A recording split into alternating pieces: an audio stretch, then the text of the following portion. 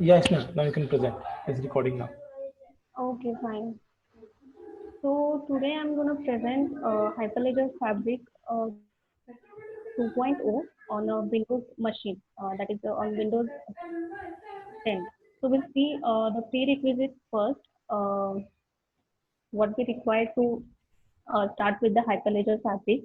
So we need first a Git on a Windows, so that you directly go to the this site git.scm.com and go to the download tab and just download a Git.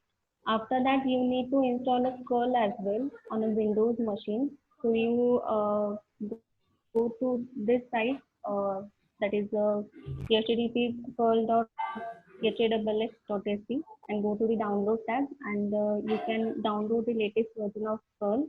After that, the main important part for your Windows system, that is Docker Desktop. If you want to run Hyperledger Fabric on Windows Desktop, then you need to install Docker Desktop for that.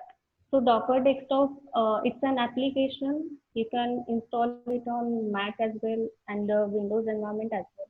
So within this, you will be it includes in this installation, it includes a Docker engine, then Docker CLI client, Docker Compose, Node 3, Kubernetes, and credential helpers as well. So whatever you need, everything which is include in this one package, one application, that is Docker Desktop. So first of all, before installation of Docker Desktop, you have to keep in mind that the system requirement of your Windows machine.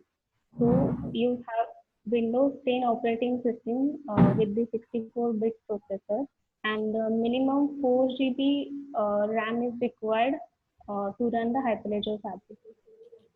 And the another one thing is Hyper-V and containers. These are the Windows features that must be enabled for that. So this is the basic requirement. This is must. If these things are there, then you can go with the Hyperledger Fabric installation on your Windows machine. So to install the Hyperledger Fabric on your machine, go with this link, that is http hub.docker.com, and there you can find the installation Docker Desktop on Windows. So the installation is done. After that, here is the installation process. When you are downloading the exe file, Docker Desktop installer.exe file, after the installation, after the file is downloaded, then you can open it and follow the instruction on the installation wizard to authorize the installer and the process with the install. Okay, so installation is done here. So actually, I have this Docker Desktop running on my system. Here you can see this is the Docker Desktop. This is running on my system. So it is downloaded now, it is installed now. So how can we start with the Docker Desktop? To start with the Docker Desktop, go to this search bar and just search for it, Docker Desktop. And after that, if you want to check uh, the installation is proper or not, then go to the Windows terminal and simply run the command docker version to check the version of this particular Docker Desktop. So here I run this command docker version, and here is my Docker Desktop version. It is 19.3.08. After that, if I want to run container, I want to check a container is running or not. For that, simply I am just running this command docker run hello world. So hello world is a Docker image that you can run on your terminal. So you can see here, this is the output you get. Okay, and after that, if you want to check a Docker images, whatever images are including within this container, then you can check using this Docker image ls command. So here, if these things, if you get these things, it means your installation is proper, your installation is done with this Docker desktop. So here is the container. One more thing is here, we need Node.js also on Windows machine. So you need to install Node.js as well. So prerequisites are you need to install Git, then curl, Node.js, and main important thing is Docker desktop. So this is our prerequisite. Okay. When this part is done, we'll set up the Hyperledger sample on our local machine. So to set up this Hyperledger Fabric, you need to clone or you need to download this Fabric sample over the Hyperledger GitHub repository. So go through this link to clone this repository, or go through this link to download this Fabric sample. So this is downloaded. Let's assume that this is downloaded. So I have this in this folder. So I have downloaded this Fabric sample. So after the download is done, you need to install. You need to you need to download the binaries as well. So to install the binaries, go with this link. This is, you can find this link within this document as well, Hyperledger read the doc. Okay.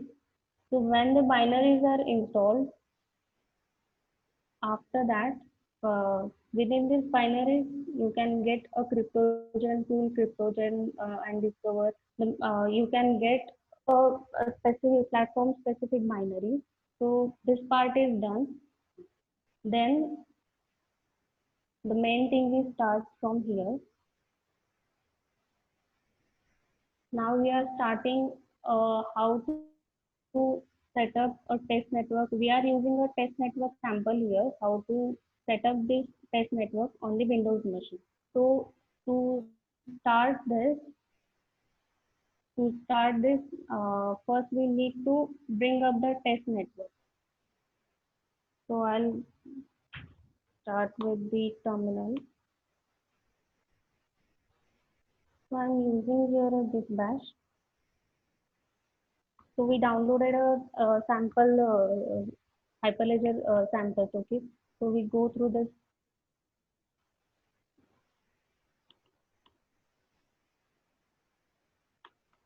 Go to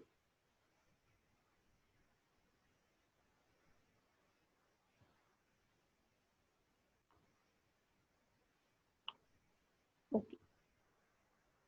Now I am in the sample test network. So to start this test network, the first thing is you need to run the .network.script command with the with yeah network.sh down. If you have to something previous, whatever you run is previously, whatever the containers are there or artifacts are there. So for removing this, we need to run this command first. That is network.sh down.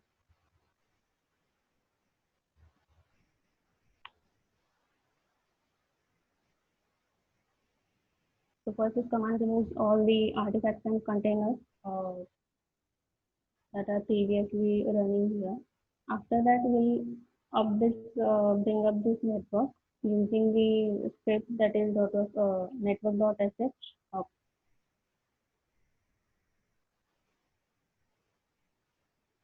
Okay. So all the containers images are vanished here. After that, we need to bring up the network using this command.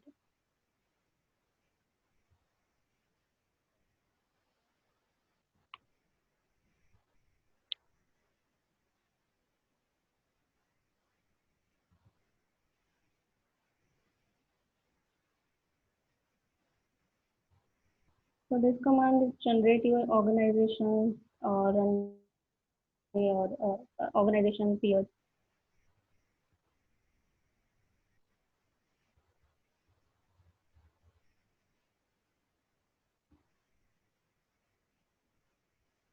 Okay. This is successfully done. We get a container.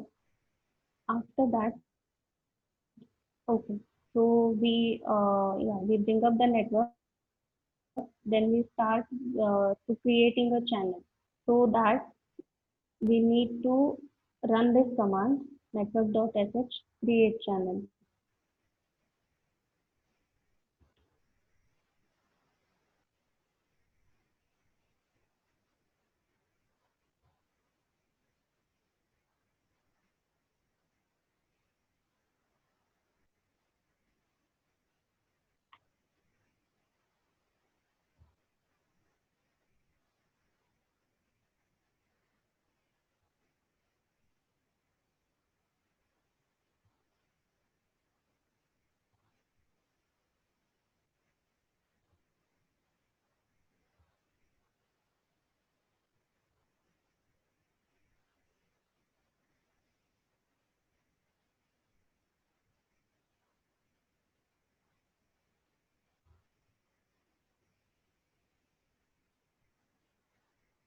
Okay.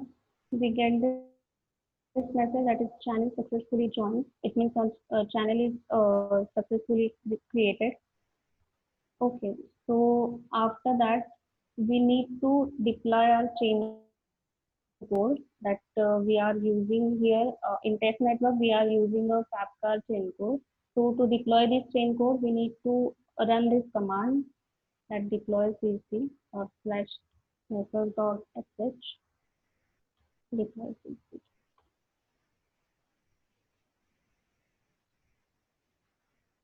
Actually, we are using here a test network because in Fabric version 2.0, they are using a test network for a long-term basis. This is the replacement for a first network. So that I am taking a test network here.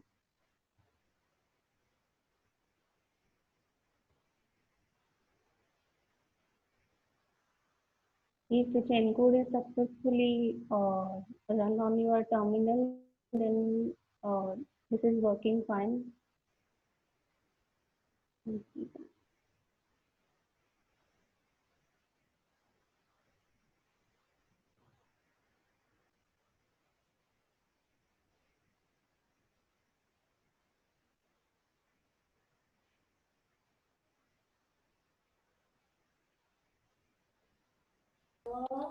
So actually, most of people, I think, using Windows machine and still they want to work on use the Fabric, so they go for the Ubuntu.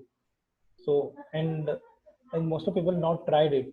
So I think I asked Sneha to try it, and it's working properly. And I think she will share the documents, so maybe we can share in the repository or share to the community. So they don't need to go with the Ubuntu or any kind of Linux system like Mac to run the use the Fabric. They even use their own Windows machines too.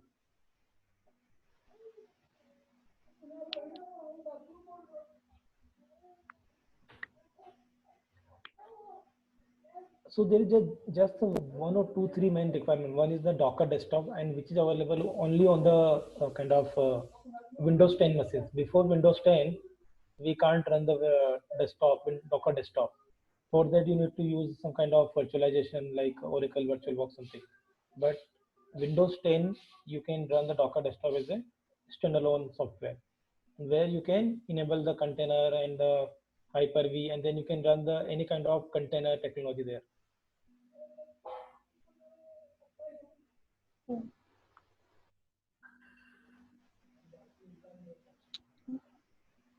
So, any question to Sneha? Something.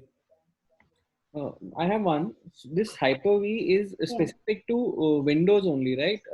For Ubuntu or Linux, we don't need Hyper-V, right? Yeah, correct. Yeah, right. Yes. Because so I'm using Mac, and I had Docker desktop and Node.js. These were the two basic things that which I installed. So I did not do Hyper-V. For Mac, I don't think we want Hyper-V because it is for Windows, I think. So I If think you, macOS, I think is by default, I think is I think based on some kind of Linux system only. Yes. So yeah, that's why I think not required. Okay. it's working. Encode is working.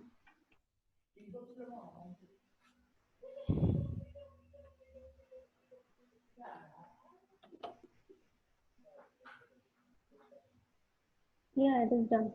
So encode is successfully running here. Yeah, and the last part is you can, if you want to stop your network using network.sh, you can stop this network. So basically, yeah, this is it. Likewise, you can run this setup on your Windows machine. So there is nothing you can just use. Only need a Docker desktop and the specific configurations about Windows 10. After that, you can start with the Hyperledger Fabric on Windows machine. Okay, yeah. So thank you, Sneha. So, Sneha, you can save the document. So I will present, I will share on the community. And why I will Yeah, sure, Kamlesh. because yeah, because actually Sneha written blog on it and it's appreciated by the Hyperledger community. So I think that's I Mm-hmm. selected session to be presented here. So community will know like they didn't face any issue while using the Fabric on their own Windows machines. Mm-hmm. Yeah, Okay, yeah, I'll share it to you. yeah. It's funny. So this is it. This is how you can run Hyperledger Fabric on Windows. Yeah. Yeah, thank you. So, any Um, questions from anyone? yeah.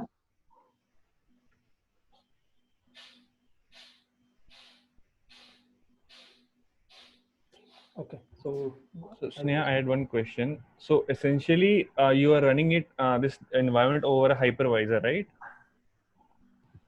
Essentially, what? No. So when you said Hyper-V, right? It's a hypervisor, right? It's like we have Mm-hmm. VirtualBox or VMware. Yeah, yeah, exactly. Yes, yes. No, no, no, no. I think he didn't install anything. Kamlesh, He hello? Yes, yes, yeah, go no, ahead. I'm not installing anything here. Hyper-V and Yeah, anything. nothing. So I didn't actually, install here. go to the document and I think she mentioned about it, but I think says by default, I think you need to enable some kind of BIOS setting because by default Yeah. your BIOS setup is not do some kind of It enables virtualization. virtualization. Yes, you need Yeah, to enable it's a way of your BIOS to enable virtualization. that's it only. Mm-hmm. Yeah, go to the, yeah, This one. here only. In BIOS setting, you have to enable this option. No, And what Hyper-V? So no, and what I was thinking is Hyper-V. We need Hyper-V. So what I understand about Hyper-V, it creates a virtualization kind of thing over your Windows platform. So essentially, it No, no, runs no, Linux. no, no. actually, Sanu, actually in the Windows 10, or especially in Mhm. the Windows 10 after, they have given some kind of a Hyper-V and container enablement feature, which is only available in the Windows 10. Before Windows Okay. 10, you need to install the Hyper-V or some kind of like Oracle VirtualBox or VMware VirtualBox to Mhm. install it. But in the Windows 10 later, you can directly use it. Okay, okay, And okay. I didn't know that we have one a. more thing I forgot to show you. Yeah. Yes, yes, go ahead. Yeah, one more thing is I forgot to show you whenever whenever we are running commands there, whatever containers are generating, you can see in Docker desktop the containers are running here. Within yeah, within this application, you can within this you can see a log file here as So I think it's very interesting. yeah. Because in the Ubuntu we need to practically go to the Docker logs and see those things. Yeah, nice. Yeah, it's like some container kind of a tool. Yeah. Hmm. And I think you can You open in can Visual show Studio Code. I think directly here. and go to states and inspect what they are showing. Sorry, Kamlesh. Click on the states. You click on logs now. Similarly, click on the states and Yeah. So VMCI is going more data, like what memory uses, CPU uses, and inspect. Click on inspect. Yeah. Okay. So I think it gives you lots of information, which is not we generally. Yeah. Also, your entire ENV you can see here. Okay. It's more like a rancher or yeah, nice. Interesting. And another thing is with the Docker desktop, you will get the Kubernetes by default. You don't need to install Kubernetes separately, Yes, like yes. you need to do in the Ubuntu and any machines, right? Yeah, you can see Yeah, Kubernetes by default there. that. Just you have to enable Kubernetes, then you can use Kubernetes with this as well. So it'll run a Minikube in the background for you. Okay, nice. And I can exec into a container, right? Let's say I want to go to a CLI container, I can exec into it and run commands against it. Yeah, I think so. You Yeah. can go to and इसमें you can try and go to the any one container, Docker exec IT, and give the container name. Kamlesh, your voice is breaking. Yeah, I'm saying go to the uh, that CLI section and Docker exec IT and give the container name. I think you can go the container name. Within this? I think here you can also go. I don't know. I think it's on the top right. There is an icon. Second number, second again. Right side, top right. Yeah, yeah. Okay. CLI. Yes. Okay. So I think it's more user friendly than CLI. directly go there. Oh, it's Yeah. directly inside the container. Okay. And click on browser where it goes. The first icon.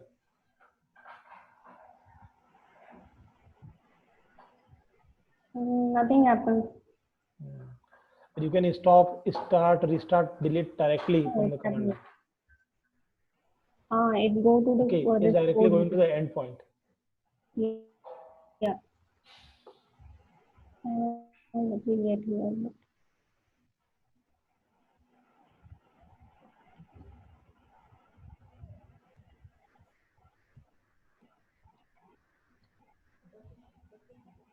I think this will be helpful in case of CouchDB and all, where if you have Foxton running, you can go and see.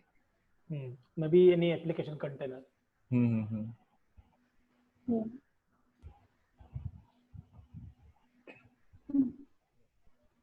Okay, stop.